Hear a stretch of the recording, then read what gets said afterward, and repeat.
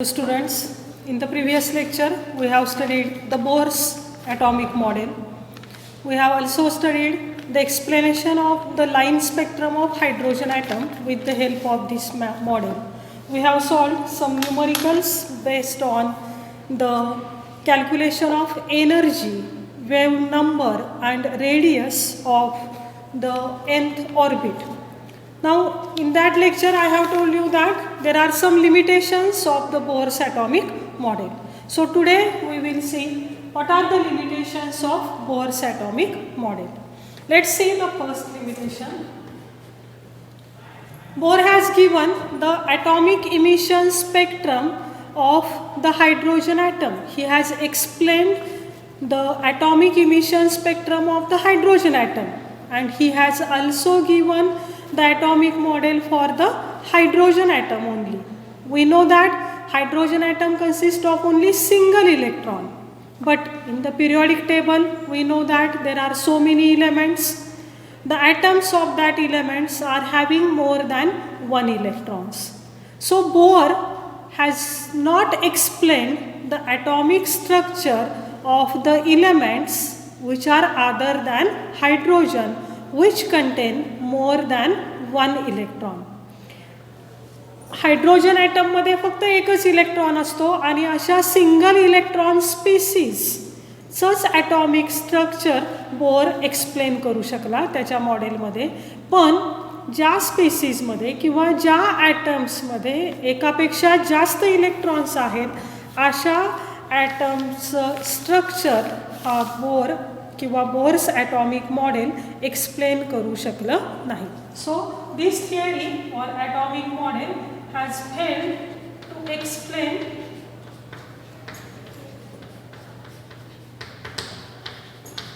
Atomic structure of elements other than hydrogen.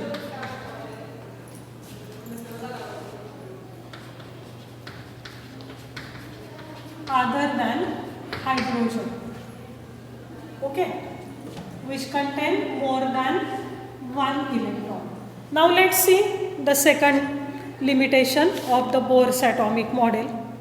Here in the atomic emission spectrum of hydrogen, we have seen that the emission spectra was a line spectra, just like this. We have obtained the lines in this manner, okay. But these lines, when observed in a high power resolving microscope, here you will again observe that these lines are not single, but they possess again more lines. Suppose this single line, it is not a single line, but it consists of the hyperfine lines which are very close to each other in this manner. So such hyperfine structure of hydrogen spectrum cannot be explained by Bohr's atomic model. So this is the second postulate. The hyperfine structure of hydrogen spectrum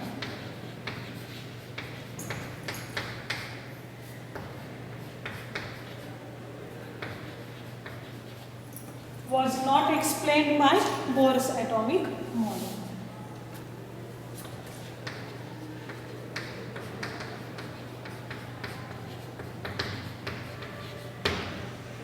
hydrogen emission स्पेक्ट्रममध्ये असणाऱ्या ज्या single lines आहेत त्या lines जर आपण microscope खाली पाहिल्या, high power रिझॉल्विंग microscope खाली, तर त्या लाईन्स या सिंगल नसतात, तर त्यामध्ये आणखी क्लोजली स्पेस्ड बारीक बारीक लाईन्स असतात आणि या लाईन्सचं स्ट्रक्चर हे बोर्स ॲटॉमिक मॉडेलमध्ये बोर एक्सप्लेन करू शकला नाही. The third important limitation of the Bohr's atomic model, that is it could not explain the Zeeman effect and Stark effect.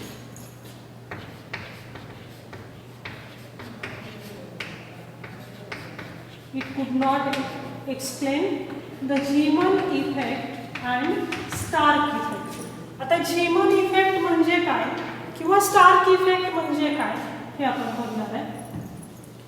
When these spectral lines are placed in presence of magnetic field, या ज्या spectral lines मिळाल्या होत्या त्या जर आपण magnetic फील्डमध्ये place केल्या तर त्यांचं परत स्प्लिटिंग होतं. या स्प्लिटिंगलाच काय म्हटलं जातं, Zeeman effect. The splitting of these spectral lines in presence of magnetic field, that is called as Zeeman effect. Similarly, the splitting of the spectral lines in presence of electric field, that is called as a Stark effect. जर त्या spectral lines आपण electric फील्डमध्ये observe केल्या तर पुन्हा त्यांचं splitting झालेलं पाहायला मिळतं. That splitting is called as Stark effect. So these two effects or these two phenomenon were not explained by the Bohr's atomic model. And the last limitation of the Bohr's atomic model, that is, this model has been held to explain the ability of the atoms to combine to form the molecules. आपल्याला माहिती आहे की molecule कसे तयार होतात. When the atoms combine together, they are forming the molecules. And here the bond between the atoms while forming the molecules, that is called as a chemical bond. So this formation of chemical bond or the formation of molecules by combination of atoms was not explained by the Bohr's atomic model. So this model again failed to explain the combination of atoms to form molecules by forming chemical bonds. So these are the four important limitations of the Bohr's atomic model. And therefore there was again a need of another theory which could explain the correct structure of atom. Okay, and therefore again scientists have been tried to make their attempts to give the correct structure of atom. We will see that attempts later on, but first we will see what are the reasons for the failure of Bohr's atomic model. We have seen these are the four limitations which are very important for the failure of the Bohr's atomic model, but there are again some two important reasons due to which the Bohr's atomic model have been failed. We will see that two reasons.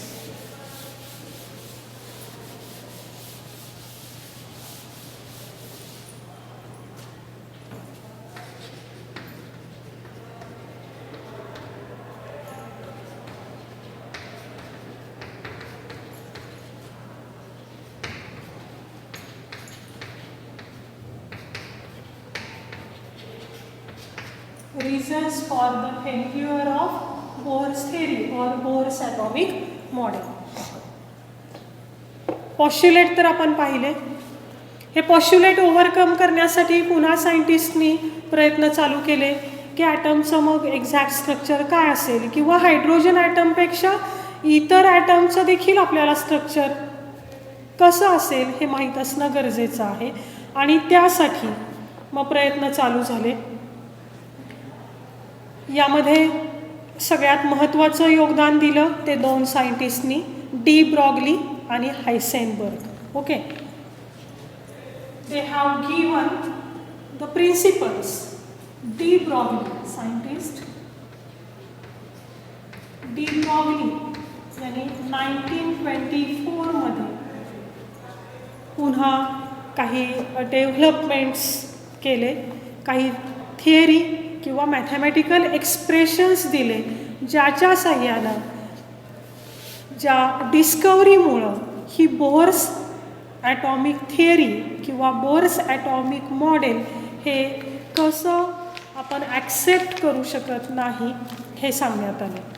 He has given one famous equation in his theory, and that equation was named as de Broglie equation. Equation काय आहे ते आपण नंतर बघणारच आहे.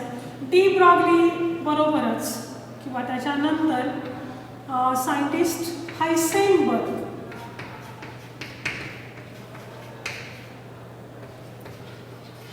याने देखील एक principal मांडलं, महत्त्वाचं प्रिन्सिपल. त्याचं नाव आहे Heisenberg uncertainty principal.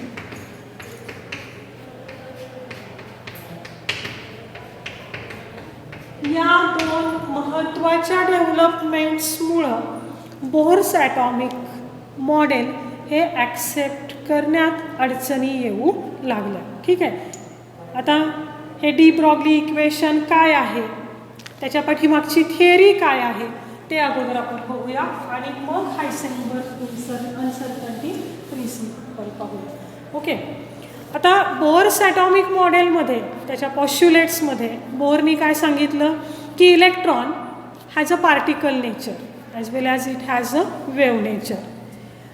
Electron is behaving just like a charge particle and that electron is revolving around the nucleus in the concentric orbits. Okay. मग त्या इलेक्ट्रॉनची एनर्जी काय असते, त्या ऑर्बिट कोणत्या असतात, त्यांची अँग्युलर मोमेंटम काय असते, हे सगळं बोरनी आपल्या मॉडेलमध्ये सांगितलं. पण डी ब्रॉगलीनं मात्र पहा, डी ब्रॉगलीनं काय सांगितलं की not only the electrons but also the matter has a dual behavior. Any matter also possess the particle nature as well as a wave nature. इलेक्ट्रॉनच्या बाबतीत तर आपण पाहिलंच होतं की electrons are behaving just like a particle and just like a wave. But de Broglie has been said that any matter has a dual behavior, means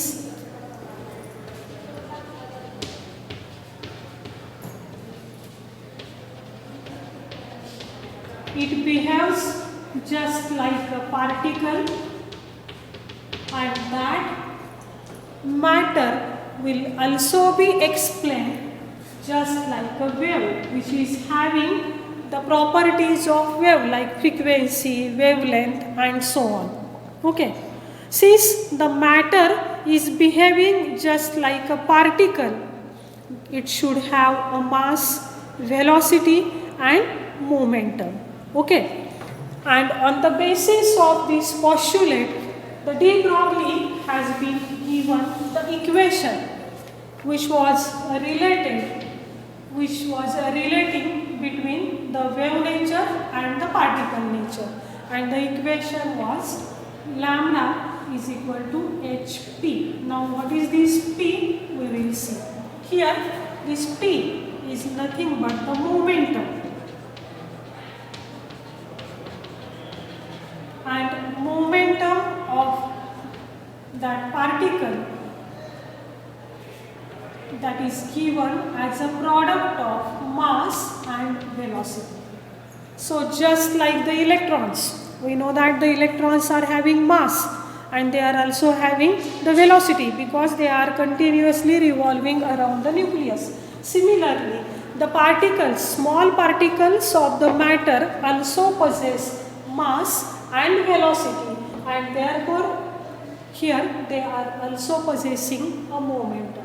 So this is a famous equation which was given by de Broglie. Lambda, that is the wavelength, is equal to h is the Planck's constant, and p is the momentum which is the product of mass and velocity.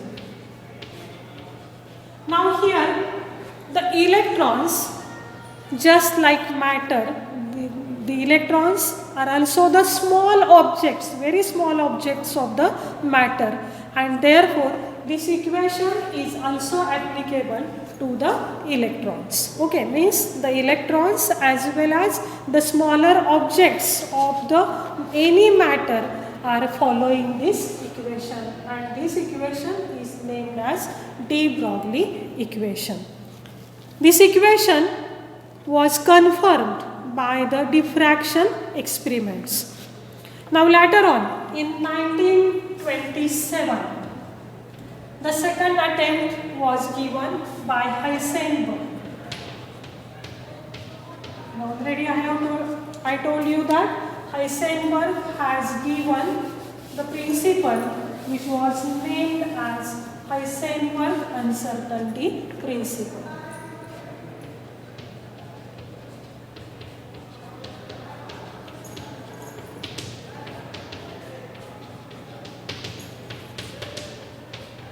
This principle was given in 1927.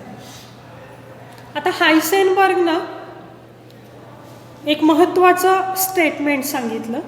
Hey principal काय आहे हे statement मी अगोदर तुम्हाला सांगणार आहे आणि मग त्याचं explanation देणार आहे. What is a statement of this principle? Let us see. It is impossible to determine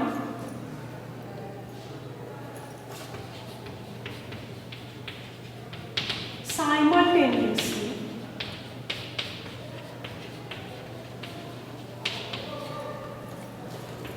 the exact position and momentum. We know that momentum arises due to velocity acquired by that charged particle. It is impossible to determine simultaneously the exact position and momentum for an electron.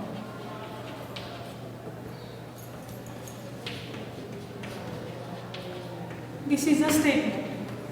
आता बोर्सनी जे atomic model दिलं आपल्याला hydrogen ॲटमसाठी, त्यामध्ये आपण पाहिलं की nucleus भोवती single electron revolve होतोय concentric circular ऑर्बिटमध्ये. Any one of these circular orbits, in these orbits the electron can revolve. या इलेक्ट्रॉनला मास आहे आपल्याला माहिती आहे, याला रिव्हॉल्व होतोय म्हणजे अँग्युलर मोमेंटम आहे किंवा त्याची वेलॉसिटी देखील आपल्याला माहिती आहे.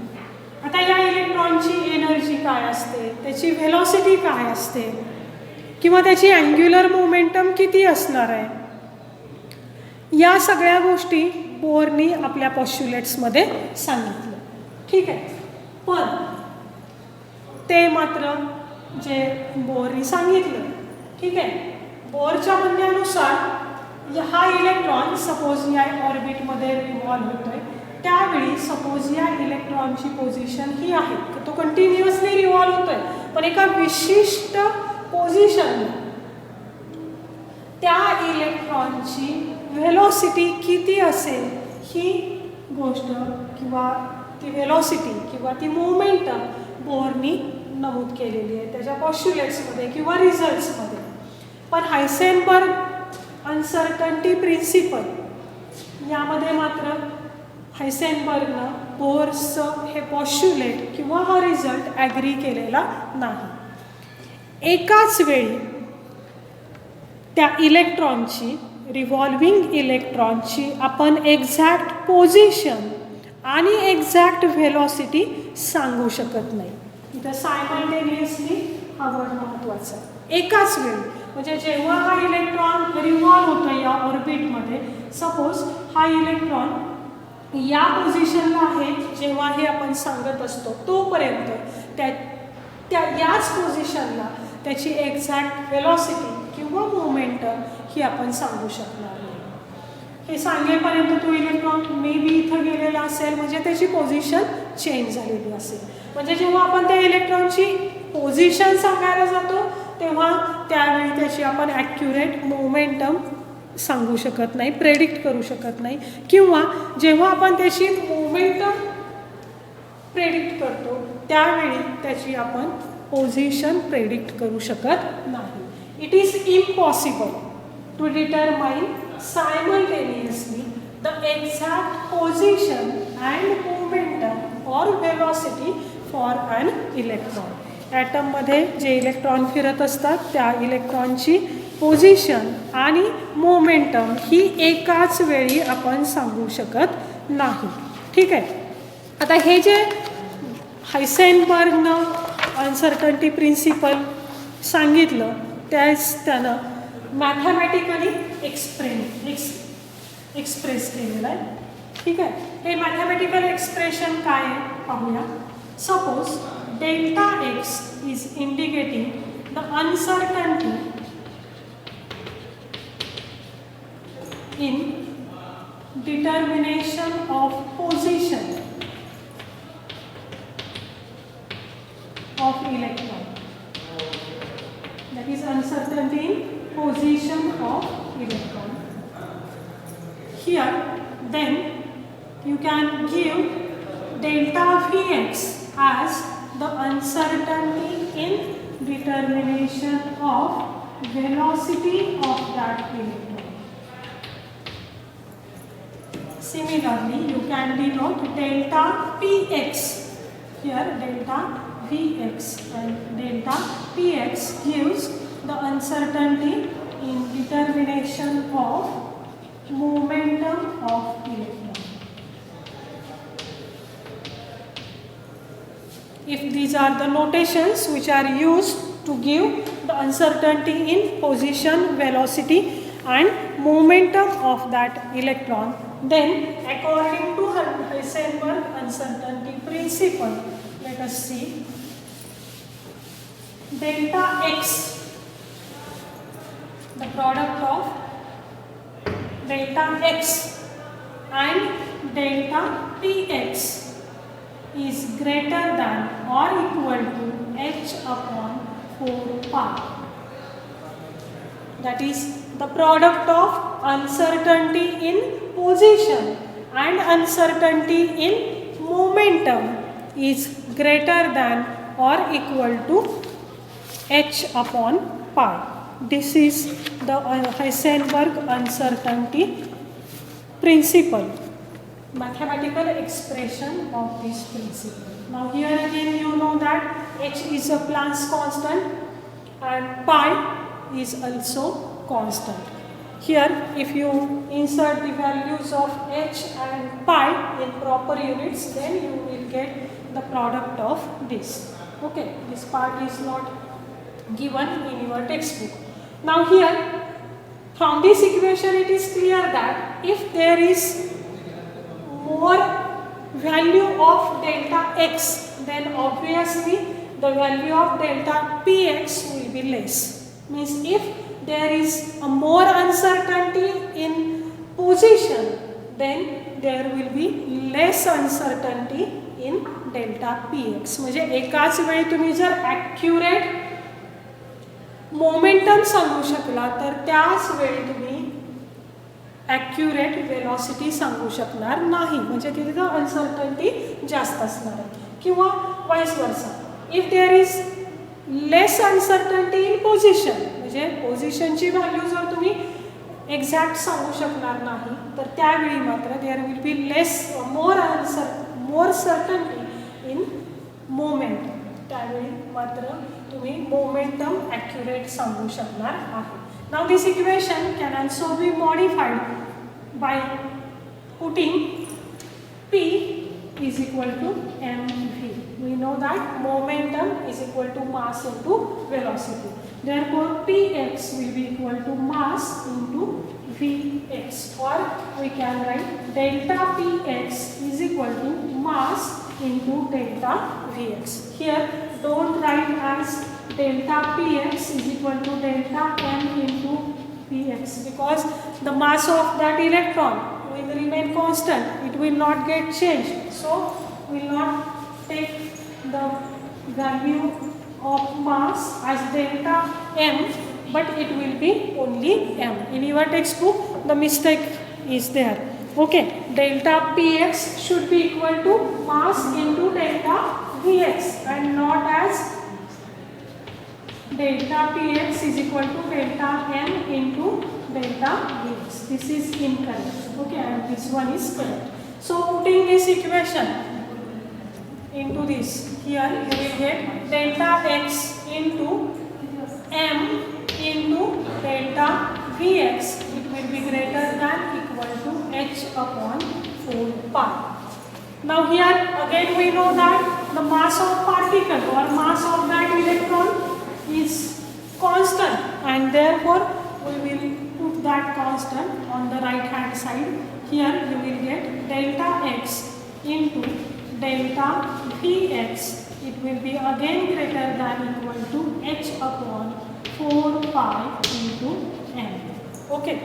So the product of uncertainty in position and the product and the uncertainty in velocity is greater than h upon 4 pi m, or the product of uncertainty in position and uncertainty in momentum is greater than or equal to h upon 4 pi.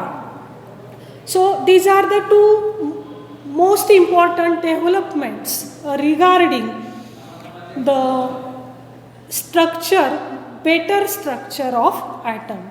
With the help of these developments, here the limitations of the Bohr's atomic model have been overcome, and also the most important model for the atomic structure was given, and that model was given in quantum mechanics. So in the next lecture we will see what was the correct structure of atom given by the quantum mechanics. Thank you.